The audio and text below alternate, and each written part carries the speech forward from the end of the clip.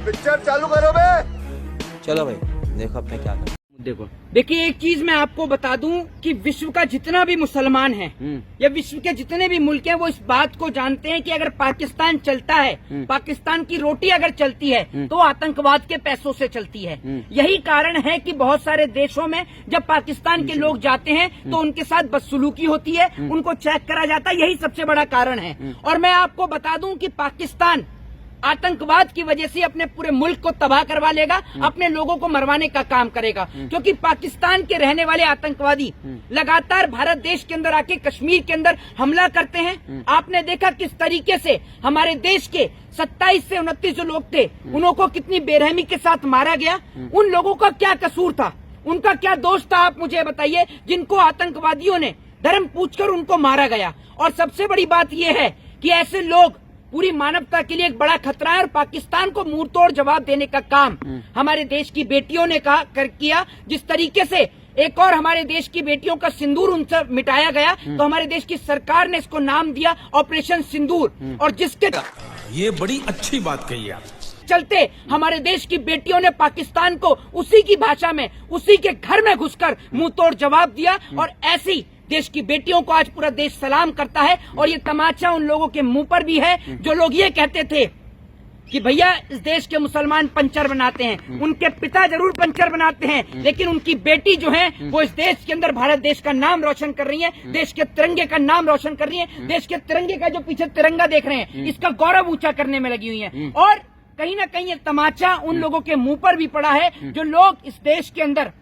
नफरत के चलते देश को बांटने का काम कर रहे थे। जिस तरीके से लेफ्टिनेंट कर्नल सोफिया कुरैशी ने प्रेस कॉन्फ्रेंस करके जिस तरीके से वो आर्मी को लीड करने का काम कर रही है, और उनके साथ जिस तरीके से वेमुका सिंह, ये देश की दोनों बेटियां जिन्होंने दिखा दिया कि देश की बेटियां सिर्फ घर में रोटी बनाना ही नहीं जानती, जब बात इस देश की आएगी, इस मुल्क की आएगी, तो हाथ में हथियार उठाकर देश के खिलाफ गंदी नजर डालने वालों के बताता हूँ खिलाफ भी मुंह तोड़ जवाब देना जानती हैं इस देश की बेटियां। लेकिन मोहित शर्मा, जिस तरह से मुसलमान लगातार इसको लेकर के पाकिस्तान के खिलाफ लगातार मुसलमान उग्र हैं, कह रहे हैं कि हमको सेना में भेजिए, लेकिन कुछ नफरती है देश के अंदर जो अभी मुसलमानों को टारगेट कर रहे हैं। देखिए, एक चीज मैं आपको बता देता हूँ, बहुत सारे लोग हैं इस देश के अंदर जिन्हों का आप ये समझ लीजिए सोशल मीडिया से रोजी रोटी चलती थी, खाना पीना उनका चलता था, उनका खाना पीना बंद हो गया है, क्योंकि देश में नफरत पर अंकुश लग गया है। और जिस तरीके से जब देश की आजादी की लड़ाई को हमने एक साथ मिलकर लड़कर अंग्रेजों को इस देश से खदेड़ा था, तो एक बार फिर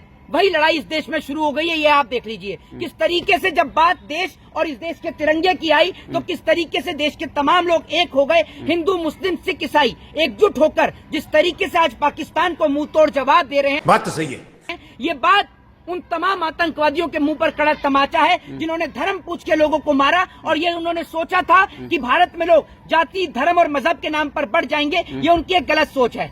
भारत में कोई भी जाति धर्म और मजहब के नाम पर नहीं बटेगा। और जब बात इस देश की आएगी तो हम हिंदू मुस्लिम सिख ईसाई बाद में, सबसे पहले हम भारतीय हैं। और भारतीय होने के नाते हमारा फर्ज है कि हम इस देश के खातिर, इस देश के तिरंगे की खातिर हम अपना जीवन, अपनी जिंदगी इस देश को समर्पित कर दें। मोहित शर्मा, क्या आप युद्ध चाहते हो? देखिए, एक चीज मैं आपको बता दूं, जो आप बात कर रहे हैं ना युद्ध की, युद्ध कौन चाहता है ये मैं आपको बताता हूँ। युद्ध कोई नहीं चाहता, युद्ध कोई नहीं चाहता। जिनके पिता युद्ध में हैं, यानी आर्मी में हैं, उनके बेटे कभी नहीं चाहेंगे कि युद्ध हो। जिनके बेटे आर्मी में हैं, उनके पिता कभी नहीं चाहेंगे युद्ध हो। जिनके पति आर्मी में हैं, उनकी पत्नी कभी नहीं चाहेंगी कि युद्ध हो। युद्ध कौन चाहता है? जिनका कोई नहीं है आर्मी में, वो लोग युद्ध चाहते हैं। कभी आप उन लोगों से जाकर पूछिए जो लोग बॉर्डरों पर रहते हैं, बॉर्डरों पर रहने वाले लोगों से उनकी फीलिंग्स को पूछिए कि किस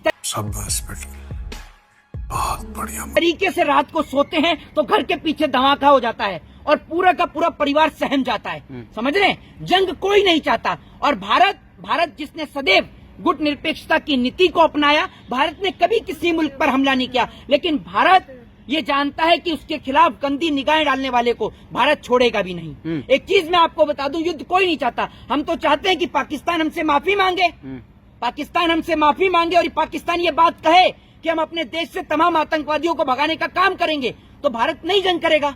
आप हमारे देश के बेगुनाह मासूम लोगों को मारने का काम करोगे और आपको लगता है कि भारत चुप रहेगा? भारत ऐसा मुल्क है जो किसी भी मुल्क को मुंह तोड़ जवाब देने का काम कर सकता है। जिस वक्त पर हमारे पास हथियार नहीं थे, तकनीक नहीं थी, उस वक्त पर हम लाहौर तक घुस गए थे। आज तो हम सक्षम हैं, पूरी तरीके से सक्षम हैं। और मैं आपको बता दूं कि ये कभी भी सुनने को मिल सकता है। पता चला रात को सोए और सुबह उठे और ये सुनने को मिल जाए कि भैया भारत देश ने अपने तिरंगे को लाहौर तक गाड़ दिया। कौन है ये लोग? कहां से आते हैं? ये भी आप कभी भी सुन सकते हैं। और इसके अलावा एक चीज मैं आपको कहना चाहूंगा, बहुत गोडी मीडिया के लोग हैं जो इस देश में नफरत फैलाने का भी काम कर रहे हैं और फेक खबर चलाने का काम भी कर रहे हैं। मेरा आप लोगों से निवेदन है कि ऐसे फेक खबर फैलाने वाले लोगों से सतर्क और सावधान रहें। ये फेक खबर फैलाने वाले लोग देश के लिए घातक लोग हैं। अभी आपको बता दूं, आपने देखा होगा किस तरीके से एक जो मुस्लिम भाई हैं, जो मौलवी साहब जो हैं, वो किस तरीके से उनको जब गोली लगी तो उनको किस तरीके से पेश किया गया। भैया एक चीज मैं आपको बता दूं, इस देश के अंदर रहने वाला प्रत्येक मुसलमान अपनी माँ से ज्यादा, और प्रत्येक हिंदू, प्रत्येक सिख और प्रत्येक ईसाई अपनी माँ से ज्यादा अपनी भारत माँ से प्यार करता है। और किसी का जाति, किसी का धर्म और किसी का मजहब देश से गद्दारी करना नहीं सिखाता। ये चीज मैं आपको बता दूं। और जो लोग गद्दारी करते हैं उनकी कोई जाति, कोई धर्म और कोई मजहब नहीं होता। लेकिन जिस तरीके से अशफाकुल्लाह खान ने देश की आजादी के लिए फांसी का फंदा चूमा, आज ठीक उसी तरीके से जिस तरीके से हमारे देश के तमाम मुसलमान भाई जो आर्मी में हैं, उनकी देशभक्ति पर सवाल मत खड़ा करिए। ये चीजें देश को कमजोर करने का काम करती हैं। ये याद रखिएगा, ये एक उंगली है, इसको कोई भी आसानी से तोड़ सकता है, लेकिन जब इस उंगली में, ये उंगली मुट्ठी में बन जाती है ना, यानी इस देश का हिंदू, मुस्लिम, सिख और ईसाई जब एक हो जाता है तो उसको तोड़ना मुश्किल हो जाता है। तो मैं आपको एक चीज बता रहा हूं कि जब तक हम एक साथ हैं, दुनिया की कोई भी ताकत हमें इस देश को, इस देश के तिरंगे को ना तो झुका सकती है और ना झुका पाएगी। ये मैं आपको बता दूं। लेकिन जब तक हम साथ हैं, मैं ये कहना चाहता हूँ जी। लेकिन मोहित शर्मा, जिस तरह से असदुद्दीन ओवैसी का जो बयान आया, नारे आपने सुने होंगे, उसके लेकर तारीफ हुई, भारत के तमाम हिंदू मुस्लिम सब लोग तारीफ किए, लेकिन पाकिस्तान के लोग ओवैसी को गाली दे रहे हैं। कैसे देख रहे हैं आप? आपकी आवाज सब लोग सुनता है। एक चीज मैं आपको बता देता हूँ, पाकिस्तान असदुद्दीन ओवैसी को गाली दें या उनके लिए कुछ भी कहें, उनके लिए, असदुद्दीन ओवैसी के लिए उनका मुल्क, उनकी जमीन, उनकी धरती सब भारत है। और वो जरूरत पड़ी तो ऐसे लोगों में से भी हैं जो इस देश के लिए अपनी जान तक दे सकते हैं। तो एक चीज मैं आपको बता दूं, कोई फर्क नहीं पड़ता कि पाकिस्तान में रहने वाले लोग हमें गाली दें या कुछ भी दें। मैं तो ये चीज कहना चाहता हूं कि अगर पाकिस्तान के लोग भी अपने मुल्क में अगर अमन, चैन और शांति चाहते हैं तो अपने देश की सरकार से कहें कि आतंकवादियों को भगा दे अपने देश से। मजा आया, और मैं ये जो मजा है हिंदुस्तान के हर व्यक्ति को देना चाहता हूं। आतंकवादियों की वजह से आम जनता मरती है, ये मैं आपको बता दूं। जिस तरीके से आतंकवादियों ने हमारे देश के बेगुनाह लोगों को मारा, और आप क्या समझते भारत चुप रहेगा?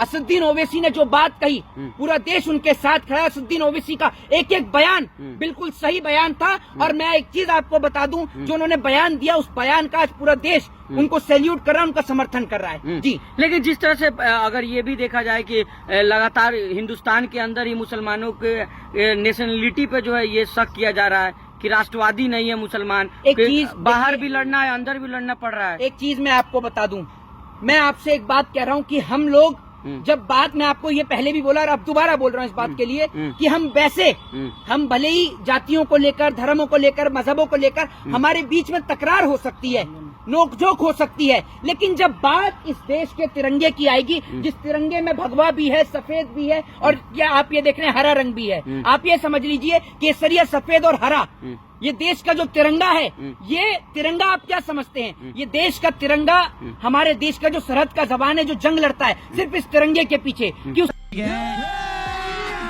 अभी मजा आएगा ना भिड़ो, उसकी गर्दन कट जाए, लेकिन ये तिरंगा नहीं झुकना चाहिए। तो जब बात हमारे में, मैं कह सकता हूँ आपसी तकरार हो सकती है, लेकिन जब बात इस देश के तिरंगे की आती है तो मुसलमान हो, हिंदू हो, सिख हो या ईसाई हो, वो अपना जाति, अपना धर्म और अपना मजहब सब दरकिनार करके भारतीय होने के नाते आगे बढ़कर आता है। और ये कहता है कि अगर मेरे मुल्क की और आप आंखें निकाल कर देखोगे, आंखें देखोगे तो आपकी आंखें निकालनी जाएंगी। ये लेकिन मोहित शर्मा, लेकिन जिस तरह से ओवैसी ने कहा कि पाकिस्तान को घुस के नहीं मारना है, इस पर बैठ जाना है, तो यही नहीं, अभी और सुनिए। सीधा इशारा है कि इस्लामाबाद का सब जो है लाहौर सबको मिला लेना है भारत के अंदर। देखिए एक चीज मैं आपको बता देता हूँ, अगर अब की बार जंग हुई, पहली बात तो यह है कि कोई भी व्यक्ति जंग नहीं चाहता। जंग में खून खराबा होता है, हमारे देश के फौजी मारे जाते हैं, हमारे देश के फौजी शहीद हो जाते हैं, देश के आम लोग मारे जाते हैं। एक चीज मैं आपको बता दूं, हम कभी भी, आप भारत देश का इतिहास उठाकर देखिए, हमने कभी भी जंगों का समर्थन नहीं किया।